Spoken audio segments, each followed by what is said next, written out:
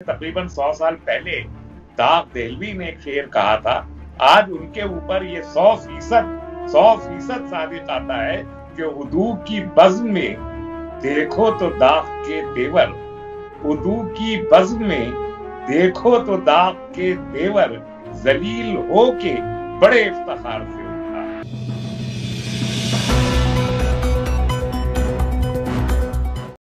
पल पल न्यूज से मैं हूं आपके साथ नदीम अकरम। कल 20 जनवरी है और 20 जनवरी इतिहास के पन्नों में दर्ज हो जाएगी, क्योंकि एक ऐसे तानाशाह का अंत होगा जिसकी चर्चाएं बीते 4-5 सालों से लगातार थी। अपने फैसलों के लिए जाने जाते थे और वो फैसले कितने घातक होते थे इसका अंदाजा शायद किसी ने ना लगा पाया हो। इन्हीं तमाम मुद्दों पर बात करने के लिए हमारे साथ डॉक्टर तस्लीम रहमानी साहब मौजूद हैं। और मैं अमेरिकी चुनाव की बात कर रहा था और कल जो बाइडेन शपथ लेंगे।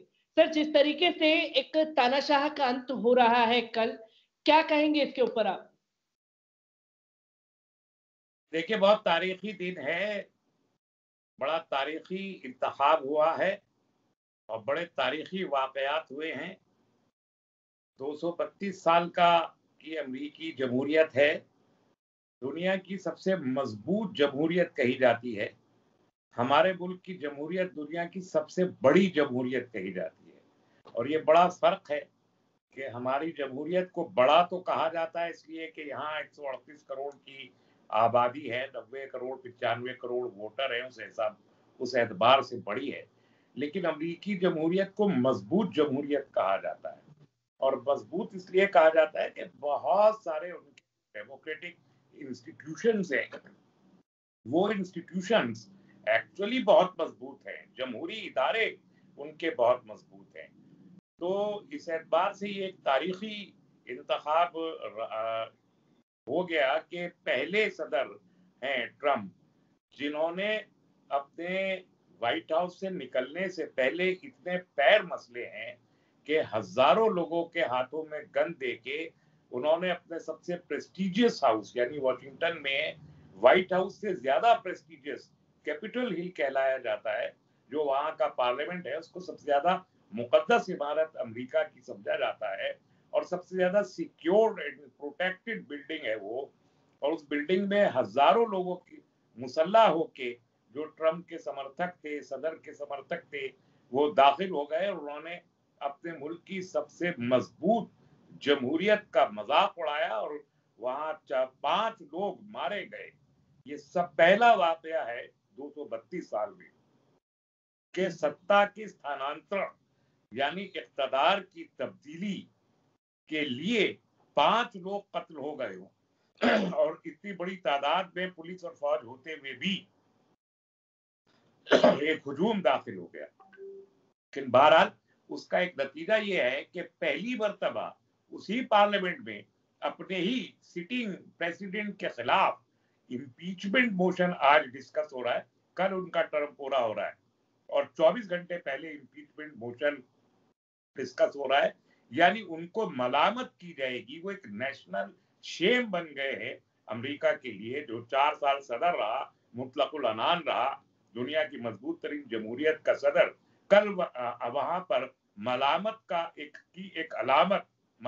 की अलामत कल वो बन जाएगा। तो मैं दाग की जबान में कहूं तो उनके ऊपर आज से तकरीबन 100 साल पहले दाग देहलवी ने एक शेर कहा था। आज उनके ऊपर ये 100% साबित आता है कि उर्दू की बज़्म में देखो तो दाग के तेवर, उर्दू की बज़्म में देखो तो दाग के तेवर, जलील हो के बड़े इफ्तिखार से उठा। जी, कल ट्रम्प का ट्रम्प जो है वो समाप्त होने वाला है। इसी के साथ-साथ बाइडेन के आने से पहले ही सर चर्चाएँ तेज़ हो गई हैं और जिस तरीके से मुस्लिम कैबिनेट में जगह दी जा रही है मुसलमानों को, कितना असर पड़ेगा दुनिया की राजनीति में? क्या मुस्लिम देशों से ताल्लुकात बनेंगे? दुनिया पर क्या असर पड़ने वाला है इसका? देखिए, मैं फिर एक शेर पढ़ूंगा। अमीर आगा कजलबाज देहलवी का शेर है कि यकुम जनवरी है, नया साल है। यकुम जनवरी है, नया साल है, दिसंबर में पूछूंगा क्या हाल है। ये पहला दिन होगा कल उनका। और मुझे बाराक ओबामा साहब की सदारत याद है, ऐसे ही इन्हीं की पार्टी के बाराक ओबामा साहब भी थे। बहुत ज्यादा उम्मीदें और तवक्कुआत वाबस्ता थी। उन्होंने भी मुसलमानों को बहुत तरजीह दी थी। बाद में फिर वो जामियतुल अजहर में जाके बड़ा तारीखी तकरीर करके आए थे, उससे भी बड़ी उम्मीदें पैदा हुई थी। लेकिन जो नताइज निकले वो भी सबके सामने हैं। जो बाइडन एक मुख्तलिफ जहन के इंसान है, बहुत सीजन्ड पॉलिटिशियन है। Unlike this man, this Trump. Trump तो पॉलिटिशियन थे ही नहीं, ये तो एक ताजिर थे। और वो भी यहूदियों की तिजारत करने वाला एक गासिब ताजिर, जो एक तरह से हमारे मुल्क में जो जिनको कहा जाता है प्रॉपर्टी डीलर था। तो एक प्रॉपर्टी डीलर अमेरिका का सदर बन गया था। लेकिन जो बाइडन पॉलिटिशियन है, वो पॉलिसीज को जानते हैं, वो पॉलिटिक्स को जानते हैं, वो दुनिया भर के तमाम मामलात को और हालात को जानते हैं। और पर्टिकुलरली वेस्ट एशिया की पॉलिटिक्स सबसे ज्यादा इस वक्त टिकलिश पॉलिटिक्स है, उसकी नब्ज को पहचानने वाले इंसान जो बाइडन कहलाते हैं। अब वो अमरीकी पॉलिसी, ये बात सही है कि अमरीकी पॉलिसी अमेरिका का सदर तय नहीं करता, बल्कि वहाँ की CIA तय करती है, पेंटागन तय करता है, वहाँ की FBI तय करती है। तो अब वो इनके ट्रम्प के ज़माने में उनका इम्पैक्ट कम था, इनके ज़माने में वो इम्पैक्ट फिर बढ़ जाएगा। अब उनको क्या पॉलिसी सूट करती है मौजूदा हालात में, जबकि दुनिया में ये मामला वेस्ट एशिया का और ज्यादा गर्म है। सीरिया की वॉर अब तक जारी है, यमन की वॉर अब तक जारी है, ईरान के साथ ताल्लुकात कशीदा हैं, अफगानिस्तान से नए मुआहदे हुए हैं और वहां से फौज का इनखला जारी है तालिबान में और सरकार में। अफगानिस्तान की एक मसला अभी डायलॉग का बाकी है। इधर हिंदुस्तान के, हमारे मुल्क के स्टेट्स अफगानिस्तान में बहुत ज्यादा हैं। पाकिस्तान का भी मामला वहाँ पर मखदूश है। खुद हिंदुस्तान और कश्मीर के माबैन जो ताल्लुकात हैं, चीन के का और अमेरिका के ताल्लुकात की जो कशीदगी है, उसके साथ पूरे के पूरे साउथ चाइना सी, जो चीन से शुरू होके और फिलिपाइन तक जाता है, बहुत बड़ा खिता है, बहुत और बड़े बहुत सारे इस पूरे समुद्री इलाके में समंदर के किनारे पर जितनी भी आबादियां हैं, जो जिस मुल्क की भी हो, वो मुस्लिम आबादियां हैं। फिलिपाइन के साउथ में जो समंदर के किनारे पर है वो मुसलमान है। थाईलैंड के साउथ में जो समंदर के किनारे वो मुसलमान है। पूरा इंडोनेशिया, ईस्ट तिमोर, पूरा मलेशिया और फिर इसके बाद बर्मा तक, ये सब एक मुस्लिम बेल्ट है और इस पर झगड़ा है। और इस झगड़े में हिंदुस्तान अमेरिका का हलीफ रहा है ट्रम्प के जमाने में। अब वो पॉलिसीज क्या होंगी, इन सारी चीजों को बहुत गौर से देखना होगा और इनके चंद महीने शुरू के ये साबित करेंगे कि इनकी डायरेक्शन क्या है। मुसलमानों के रिक्रूटमेंट से उनकी कैबिनेट में फर्क नहीं पड़ता, पॉलिसीज के इम्प्लीमेंटेशन को देखकर ही कोई तज्जिया किया जा सकता है। क्योंकि सर मीडिया के जरिए ये भी बयान सामने आ रहा है कि जो बाइडेन जो है वो मुस्लिम देशों पर लगे प्रतिबंध को हटाएंगे, मुस्लिम देशों के लिए एक बड़ी खुशखबरी आ रही है। आखिरकार ये खुशखबरी क्या है जो जो बाइडेन के जरिए मीडिया हवा बनाने की कोशिश कर रहा है? मेरा ख्याल ये है कि ये अभी बहुत ज्यादा कबल वक्त है ये खुशखबरियां, इन मानों में कि अब बाराक ओबामा ने भी ईरान पे से तो पाबंदियां नहीं हटाई थी, जो सैंक्शंस थी। और सैंक्शंस तो इंडिया के खिलाफ भी पहले से बहुत से मामलात में मौजूद है। वीजा की पाबंदियां ट्रंप ने लगाई थी, हालांकि हाउडी मोदी किया करते थे हमारे मोदी जी जाके, लेकिन उनके अंदर भी इतना दम नहीं था 56 इंच के सीने में कि वो वीजा की वो पाबंदियां हटवा सकता है जो ट्रंप ने लगाई थी। और इसके अलावा भी पाबंदियां ट्रेड की कुछ ना कुछ अमेरिका की तरफ से हमारे ऊपर भी हैं, ईरान के ऊपर भी है, अफगानिस्तान के ऊपर भी है, इराक के ऊपर भी है। वो पाबंदियां खत्म हो या ना हो, इससे कोई ज्यादा फर्क नहीं पड़ता। फर्क इससे पड़ता है कि जो अमेरिका और इसराइल के ताल्लुकात हैं वो किस नौयत के हैं। क्योंकि अमेरिकी पॉलिसी में अभी तक ये बहुत बड़ा शिफ्ट ये था कि उन्होंने वेस्ट एशिया में खास तौर पर खलीजी ममालिक को इसराइल की गोद में ले जाके बैठाने में एक बहुत बड़ा रोल ट्रंप ने अदा किया।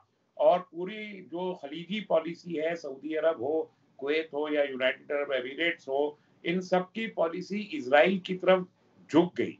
और इसके झुकने की वजह से भारत के और खलीजी ममालिक के ताल्लुकात में इतनी बड़ी तब्दीली आई कि यूएई ने मोदी को एक अवार्ड दे दिया, वहां पर एक मंदिर बनाने की इजाजत दे दी। ये सब अमेरिका की वजह से हुआ था।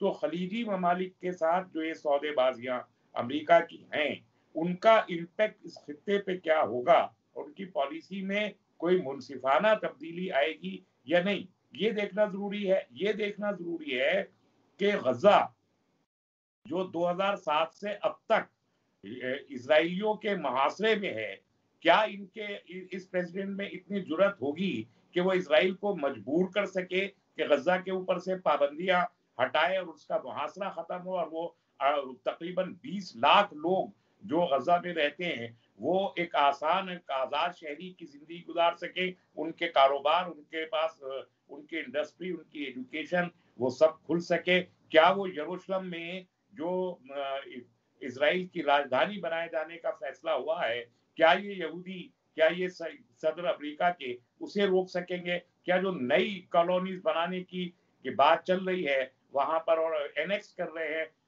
जॉर्डन वैली वगैरह को, जो इसराइल एनेक्स करना चाहता है, उसे रोक पाएंगे? क्या सीरिया की जंग को खत्म कराने में कोई रोल प्ले कर? ये सारे सवालात बहरहाल हैं जो बहुत अहम है मुस्लिम दुनिया के ताल्लुक से।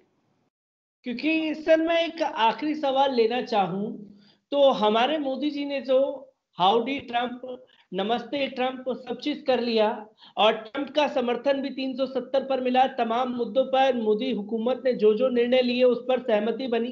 पर लगातार बाइडेन जो है, जो बाइडेन की सरकार में बैठे हुए लोग लगातार सवाल कर रहे थे, बाइडेन के आने से ये रिश्तों में तल्खियां बढ़ेंगी या रिश्ते और गहरे होंगे? नहीं, इसके लिए भी अभी थोड़ा इंतजार करना जरूरी होगा। रिश्तों का गहरा होना तो मुझे जरा मुश्किल नजर आता है, लेकिन तल्खियां बढ़ेंगी ऐसा भी दिखाई नहीं देता। इसलिए कि बहरहाल भारत एक मजबूत मुल्क है, 138 करोड़ की पॉपुलेशन होने के नाते एक बहुत बड़ी मार्केट है, और बहुत बहुत ज्यादा स्ट्रेटेजिक लोकेशन पे जोग्राफियाई तौर पर हम मौजूद है, जो अमेरिका के मफाद में जाती है। तो अमेरिकी मफादात की खातिर तलखियां बढ़ाने को अमेरिका अफोर्ड कर सके, मुझे लगता नहीं है। इसलिए कि आपको मैं याद दिलाऊं कि खुद इंदिरा गांधी के जमाने में और नेहरू के जमाने में जब रूस से हमारे ताल्लुकात बहुत अच्छे थे और बहुत वाजे और एलानिया ताल्लुकात के बावजूद अमेरिका की ये कोशिश हमेशा रहती थी कि भारत से उनके ताल्लुकात बहुत अच्छे हो जाए। और अब जबकि वो ताल्लुकात अच्छे हुए हैं, तो शायद कोई भी अमेरिकी सदर इन ताल्लुकात को खराब करना मुनासिब नहीं समझेगा। इसलिए तलखी तो कम, लेकिन गहराई कितनी आती है ये देखना बहुत इंपॉर्टेंट होगा आइंदा आने वाले